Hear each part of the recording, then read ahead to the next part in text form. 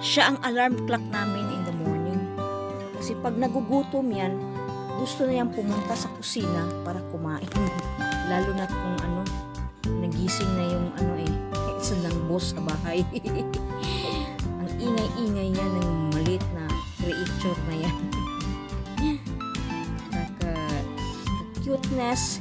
Pero kung natulog ka, hindi cute ha? Kasi disturbo sa tulog mo. But very cute nga eh. Yan, adore siya. Ayan, naghihintay lumabas. Buksan yung pinto ng yung daddy niya. Daddy Daniel. Chikit ito. Ang ganda. Saya-saya. Ayan, bubuksan yung leg. Ang dami lang yung puso kong puso. You find a place together here. Mamma mia, that's our bed. What are you doing here?